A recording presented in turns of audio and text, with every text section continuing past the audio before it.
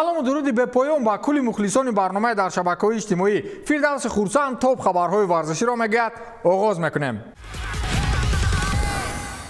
асоситарин рақобати ҳафтаи қаблии рақобати дастаҳои Реал Мадрид ва Барселона дар финали Суперҷоми Испания буд. Барселона бо ҳисоби 3-1 дастаи Реалро шикаст дод. Каталониҳо бозиро аз аввал то охир идора мекарданд ва қариб ки ба дастаи шоҳона умуман шонс надоданд. Чемпионҳои феълии Лигаи Чемпионот то ҳадде дар муқобили ҳарифи азалияшон сус буданд ки дар дақиқаҳои 70 тавонистанд аввалин зарбаи мустақими худро ҷониби дарвозаи Барселона равон кунанд. Ситораи асосии рақобати мазкур футболбози ҷавон Гави эътироф карда шуд ки ӯ 1 голу 2 паси головар ба Левандовски ва Педри дод. Исми Гави ҳамакнун миёни ҷавонтарин голзанандаҳо дар Эл Класико навишта шуд. моҳи октябри соли 2020 Ансу Фати дар 17-солагиву 359-уми рӯзи зиндагиаш гол зада буд. Гави бошад ҳоло даврони 18 солу 163-уми рӯзи зиндагиашро паси сар мекунад. аммо як чизро бояд қайд намоем ки Гави дар ин рақобат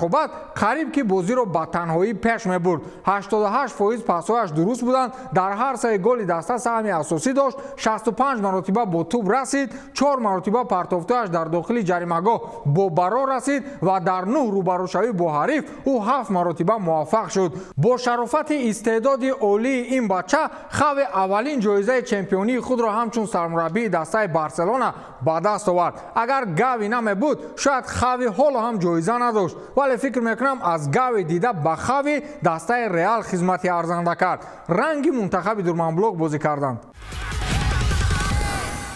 дӯстони азиз, Рустамбек Қосимов ё ҳамон бародаре ки канали Таҷик влогро пеш мебарад, ахири ҳафтаи гузашта барои обуначиҳои ютубаш ба Туркия рафтааст ва дар бозии Галатасарай ва Фенербахче иштирок карда видео кардааст. дар бораи калонтарин дастаи Туркия ки он ҷо Икарди Мертенс бозӣ мекунад маълумот медиҳад. баъд мағозаву хулас фазои бозиро ҳам навор гирифтааст. дарои тамошо кунед ва маълумот гиред. ман силкаашро дар поён мегузорам. Карло Анчелоти дар 13 соли охир аввалин бор дар финал шикаст хӯрд. боз аз душмани азалӣ анҷоми дағдағаҳои 13-сола. дар ин муддат ӯ дар 9 финал ғалаба карда буд ва дар даҳумаш шикаст хӯрд. соли 2014 дар финали ҷоми Испания Барселонаро бо ҳисоби 2-1 шикаст дода буд. дар ҳамин сол Атлетикоро дар финали Лигаи Чемпионҳо бо ҳисоби 4-1. боз дар соли 2016 дар финали Суперҷоми Аврупо Севильяро бо ҳисоби 2-0. боз дар ҳамин сол Сан Лоренсоро дар финали чемпионати ҷаҳон миёни бошгоҳҳо бо ҳисоби 2-0. солҳои 2016-17 бо дастаи Бавария 2 маротиба дастаи Борусияро дар Суперҷоми Олмон, соли 2022 дар Суперҷоми Испания дастаи Атлетикоро бо ҳисоби 2-0. боз дар ҳамин сол дастаи Ливерпулро дар финали Лигаи Чемпионҳо бо ҳисоби 1-0 ва охиринаш дар финали Суперҷоми Аврупо бо ҳисоби 2-0 дастаи Айнтрахтро мағлуб карда буд ки ҳаминак дирӯз дар даҳумин финалаш ба шикаст муваҷҷеҳ гардид. аз соли 2010 мутахассиси итолиёвӣ дар ягон финале иштирок кардааш ба шикаст дучор нашуда буд. агар ин навбат ҳам шикаст намехӯрд шояд Анчелоти рекордсмен мешуд. ҳоло рекордсмен дар ин марҳила мунтахаби Россия аст, барои он ки ин тим чандин сол шуд дар финал набуд. дар финал набошӣ чӣ хел шикаст мехӯрӣ?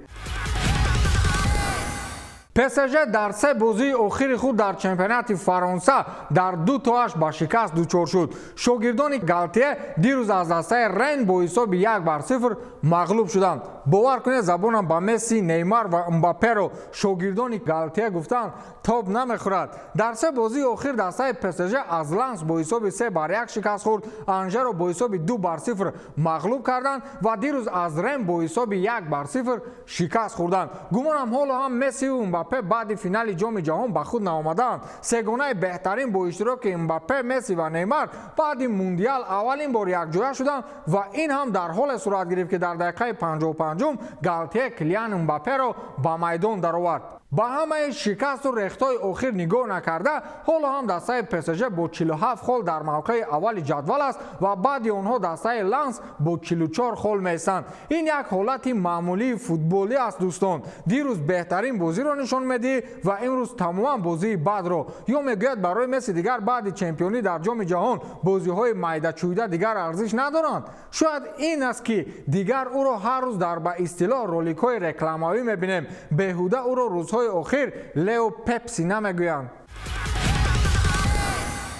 شوخی همین آرسنال چمپیون می شود. در اول ها می گفتم که برای کانونیرها این عادت است که اول یک بازی خوب نشان میدن و با همین دیگر تمام. اما امسال مثل که ارتتا کار را جدی گرفته است. دیشب آنها دسته تاتنهام را با حساب 2-0 شکست دادند و مرحله شکست نخوردن های خود را با 12 عدد رسانیدند. یعنی 12 بازی شد آرسنال در پرمیر لیگ انگلیا شکست نمیخورد. در این 12 بازی آنها 10 غلبه و 2 مساوی دارند که با این فعلا در صدر اول جدول مسابقه با 47 خال میستند و دسته منچستر سیتی با 8 خال کم بعد آنها قرار دارد. آخرین مرتبه آنها 4 سپتامبر از دسته ام شکست خورده بودند که دیگر با فکرم ارتتا قسم خورد که بوی نمیدهد. اکنون بازی نوبتیشان باز مقابل منچستر یونایتد است که دیوهای سرخ هم فعلا در حالت خوبی فوتبالی قرار دارند. در بازی مقابل تاتنهام میان فوتبالبازان هر دو دسته یک جنجال کوتاه هم سر زد. وقت بازی تمام شد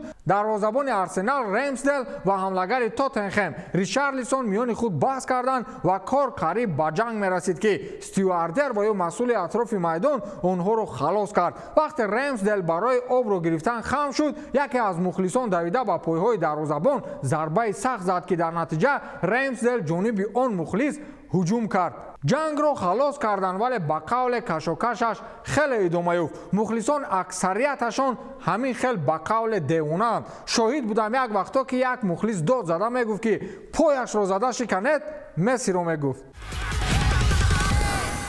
با فکرم چلسی دیگر تمام. این دسته را رومان ابراموویچ در تاریخ نه آنقدر دور از کیم کجاها به عرصه کلانترین فوتبال آورد. بعد رفتنش گمانم باز به همون جای اوله برمیگردد. خلاص دسته مذکور بعد شکست و ریختهای دهشتی آخر همین کریستال پالاس را دیروز با حساب 1-0 شکست داد و مرحله ناکامی‌های خود را خاتمه گذاشت. گریم پاتر خودش میفهمد که دسته چی حال و احوال دارد. آنها آخرین مرتبه 27 دکبر غلبه کرده بودند و تا دیروز دیگر فقط باخت و مساوی داشتند. مثل یک دسته میانه حال چمپیونات آنها همان روز دسته بورنموث را با حساب 2-0 شکست داده بودند و بعد آن سر شد همان پیروهای سیاه با ناتینگهام فارست مساوی. 2 مرتبه از منچستر سیتی انیقترش در جام انگلیا و پرمیر لیگ انگلیا شکست و از فولخم هم شکست خورده بودند. در بازی آخر مقابل کریستال پالاس یک بلا کرده کای هاورتز گل زد و با این مرحله ناکامی ها یک نوع نقطه گذاشت